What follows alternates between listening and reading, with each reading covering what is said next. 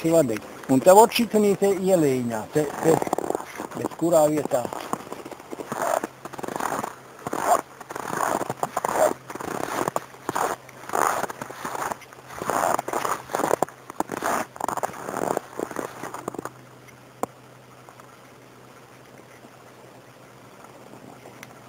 Un kur tas krusts stāvēja?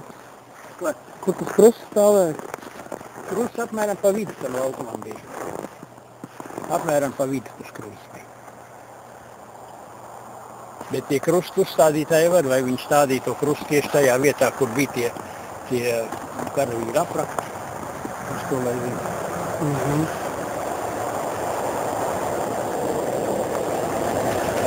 Mēs puļus ar lielu kūplēģi visiem tās eglis stalīdām apakšā. Skats jau būtu droši vien interesants, ka tas galvas viss vidū, tad ir diven ārā kāja. Lai vienai netrāpīja. Bet no tās šķēmas nāca, ja trāpīja, tad labi nebūtu.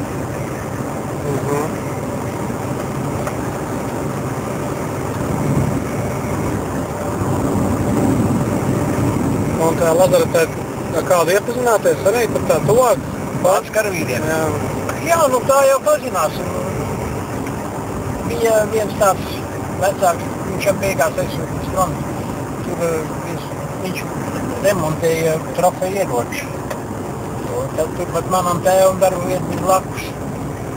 Un kad bija iepazinies, tad tas karavīrs vienmēr pie mums vakaros atnāca pasēdēt papļāpāt.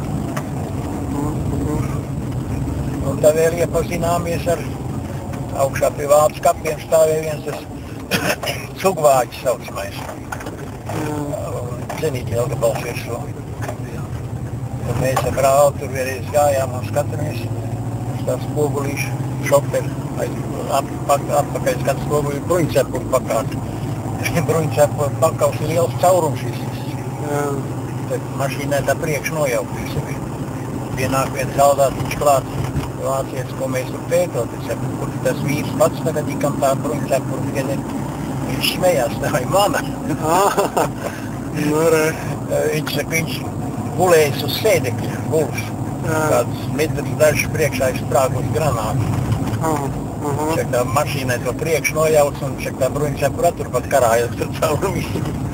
Un pats gulējis sēdekļa, tā sēdekļa atvēlta bija sakapāta šķembām un šim pašam ir skrammas viņš aizsina.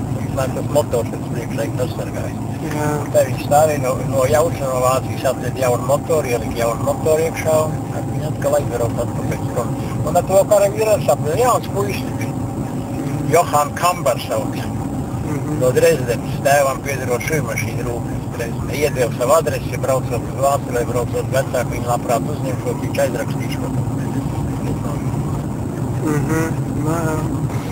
Nu un kā, vai izdzīvot, to jau nezinu, ja? Beigās. Nezinu. Tā mašīna sataisīta vēl apbraucām tāds mīkums, izmēģinājām pa sēsiem, visu apbraucām apkārt to mašīnu. Un tad aprodījāmies, vēl otrs bija karavīrs, un tā viņa bija aizbrauc. Lai dzīvi, nu došu vien jau aiz vecumu, jau man tik daudz gadu pagājuši, tad jau. Jā, nu un tad sakiet, ka daudz leģionā nebija, ja, tajā hospitāļos? Hospitāļos nebija maz. Tur te mūsu Vācu kapos bija 12 leģionāri, kas bija hospitāļos bijuši. Nu, kādās divīzijās ir, kur to ir tik sīk? Nu, no leģionāriem jau 19 jau nebija. 15 jau pēc tam kaujām pie Ļīgais aizsūtīja prom uz Vāciju pārformēt. Tā ir nebija tikai 19.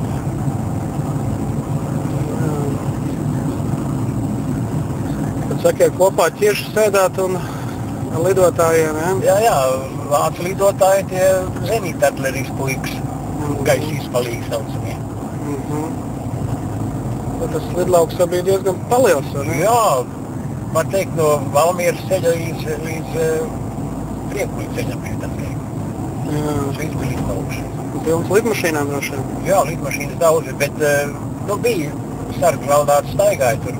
Bet tā kā laucinieki to zāli pļāva un tā jau, gluži pie lidmašīnām neļāva izklāt. Un tā bija no tādām blankām sataisīts pie skrejceļa vai kas nebija bija domā tā. Vēlāk Krievienās tie zāģēja malkādiem. bija garniski nolikt un tad šķērsām tādu 2 savu blankus. Un ar koku tapām visus sacīstas kopā. Nu jā. Tā kā tad jau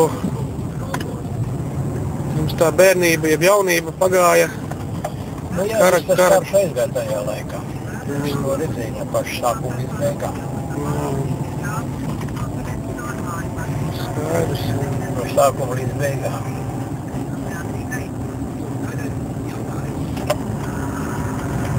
Jā, nu žēl, ka neizdevās. Nu, bet pavasarī, es domāju, mēs... Nu, pavasarī vajadzētu pameklēt. Man arī interesēt, vai izdošīs atrast. Tā kā jūs pats teicāt, ka bērnība pagāja tieši to visu, tad tas tāds arī, teikšu, informācijas ir ļoti... Es sapusīti labāk. Akvārijā pārpilāk. Nu jā, nu varbūt jūs vēl kāds stāsts interesants ir par tiem laikiem. Nē, tā uzreiz iedomāties neko. Nekas tāds. Tad, principā, ir ilgi daudz kas jāpieraksta. Varbūt jums pieraksta kādi, nav? Nē, es neko rakstījis. Nu, to jau vajadzētu tā kā... Nē, es neko rakstījis. Tādi vēstures notikumi jau ir jāatstāja informācija. Nu, izdevu te mūsu karavīru biedrību tādu grāmatiņu Kara kalpu stāsti. Tur Bēržiņš, tas skautu vadītājs, organizēja visu to lietu. Un tad viena maza epizodīta no tiem leģionāriem, kas te vēl ir dzīvi. Nu, tagad jau tie, kas viņi grāmatā rakstījuši, arī jau pusi jau guļ kapos. Un tad man tur arī lika uzrakstīt. Stenders pasniedz, viņš ar visi Sloho un More un visi pat Pomerāni ir iekšā pieminēt, tik par ciesim, kas no. Tad man bija jāraksta, es uzrakstīju tādu rakstīju, bet nu stipri saīsināts jau viņš to ir. Un tagad atkal jau ir jau gandrīz līdz iespiešanai, bet tik tagad vāc naudu, lai varētu to izdot. Grāmatiņa atkal, kas nu vēl ir dzīvi, leģionāri, sarakstījuši atkal tādas epizodītas, kas ar viņiem notika pēc kapitulācijas. Nometnēs, kur viņi visi bijuši un kā tur nebijis. Ir sarakstījis, no redzēs, ka tā grāmata tagad iznāks. Es te vēl kaut kādu fotogrāfijas sataisīju, vakar vēl iedevu nodevu. Kad viņi iznāks, mēs redzēsim. Harmonija izdevusi grāmata. Jā, skaidrs. Nu ko, nu paldies tad.